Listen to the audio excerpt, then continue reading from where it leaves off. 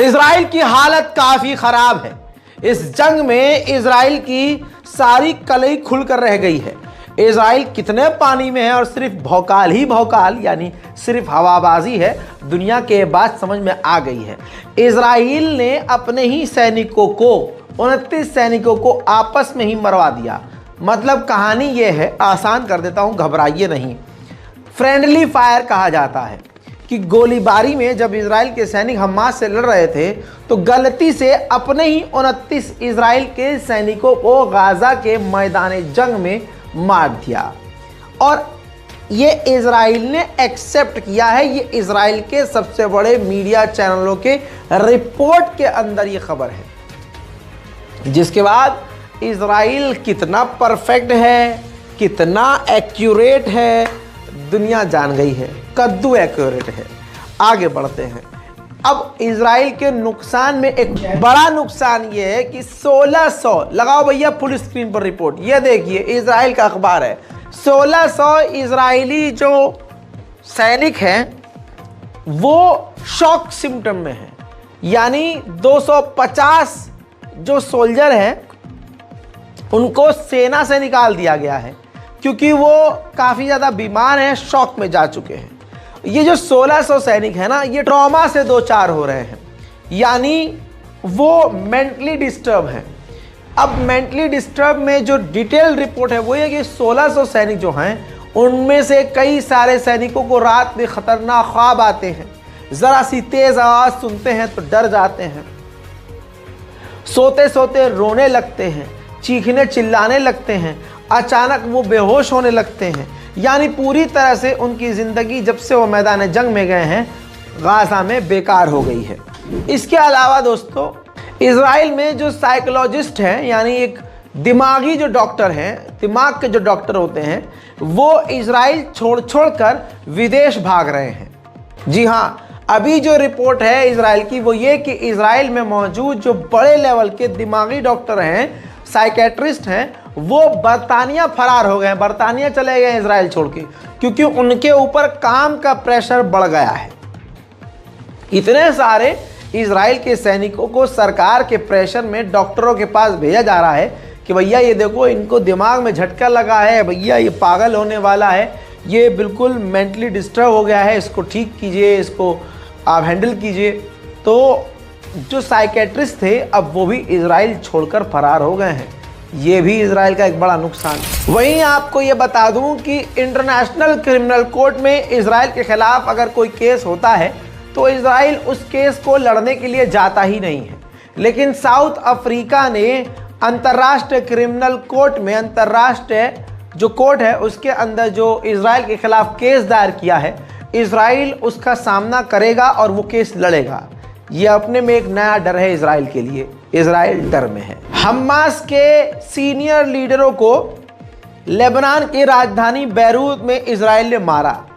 Hezbollah का अब reaction ये आया है कि ये जो इस तरह से मारा गया है और इजराइल ने एक गलत कदम उठाया है, ये खाली नहीं जाएगा, इसका बदला ज़रूर लिया जाएगा। इसी हमले पर ईरान ने बोला है कि ये जो इजराइल ने दूसरे देश में घुसकर अटैक किया है यह अंतर्राष्ट्रीय कानून का उल्लंघन है। यूएन इसके खिलाफ सख्त कार्रवाई उठाए क्योंकि ये हमला लेबनान के ऊपर है। उधर अमेरिका ने साफ इनकार कर दिया है कि लेबनान के ऊपर उसकी राजधानी में घुसकर इजराइल हमला करेगा।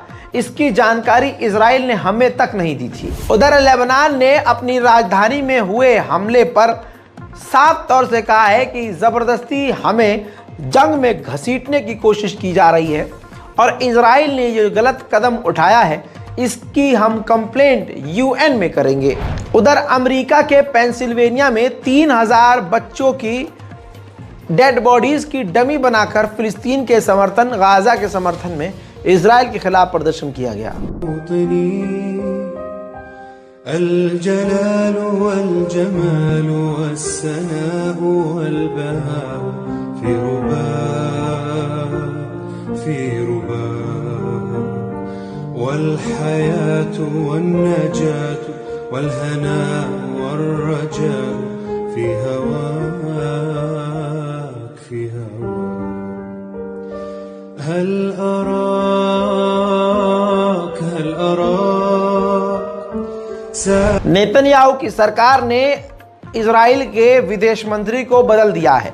अब जो ये नया विदेश मंत्री आया है, इसने ईरान के खिलाफ आते ही बयान दिया, कहा कि ये जंग है, ये ईरान के खिलाफ वर्ल्ड वॉर 3 है और ये मैदान जंग है, ये ईरान के खिलाफ और ईरान के ग्रुप के खिलाफ दुनिया की सबसे बड़ी जंग है।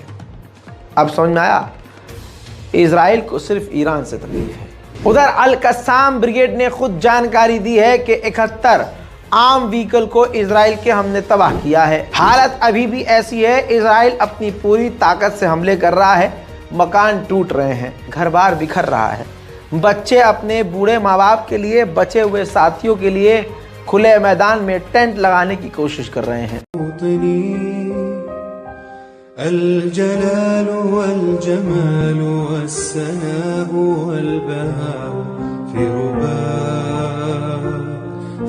رباء والحياة والنجاة والهناء والرجاء في هواك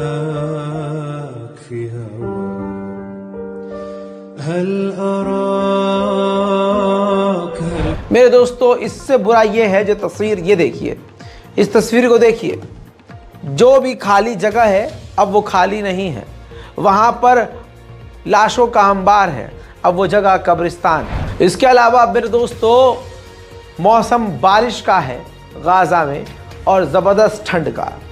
ऐसे में छत सर पर नहीं है, टेंटों के अंदर लोग अगर सो भी रहे हैं तो बरसात से क्या ही बचेंगे। بسم الله الرحمن الرحيم. مع أذان الفجر اليوم 2 يناير تتساقط الأمطار الآن على خيام النازحين في شمال قطاع غزة. اللهم انزل دفئك على من لا مأوى له ولمن لا تدفئ له يا رب العالمين। गजा के अंदर इजराइल जितने जुल्म कर सकता है वो कर रहा है, पूरी शिद्दत से कर रहा है।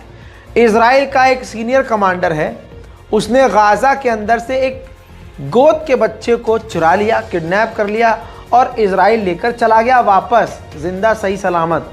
अब फिलिस्तीन अथॉरिटी ने मांग की है इजराइल से कि उस बच्चे को वापस किया जाए, यानी ये नौबत आ गई है कि बच्चों को चुरा रहा है इजराइल। गाजा हकीकत में पूरी तरह से बर्बाद हो गया है। ये तबाही के मंजर के बाद की तस्वीर देख लीजिए, लोगों के पास अपने मकान नहीं है, वो टेंट बनाकर रह रहे हैं। पूरा का पूरा रफ़ा का इलाका इस वक्त टेंटिस्तान बन चुका है, यानी जहां आपकी नज़र जाएगी सिर्फ टेंट आपको नज़र आएंगे और आम लोग उजड़ी हुई ज़िंदगी यहाँ बसाते हुए नज़र आएंगे। उधर में दोस्तों, कोलंबिया के प्रेसिडेंट ने अपने देश के आर्टिस्ट से और आर्टिस्ट कम्युनिटी से कहा है कि अपने देश के अंदर इजराइल के जेनोसाइड के ख़िलाफ़ बड़े से बड़ा प्रोग्राम रखिए। फिलहाल इस रिपोर्ट में इतना ही। इससे पहले जो रिपोर्ट्स अपलोड हुई हैं जाकर ज़रूर देखिए और इंतज़ार कीजिए हमारे अगले अपडेट का, जो कि कुछ ही देर में आने वाला है। इस रिपोर्ट के बारे में अपनी राय कमेंट में लिखना मत भूलिएगा। जय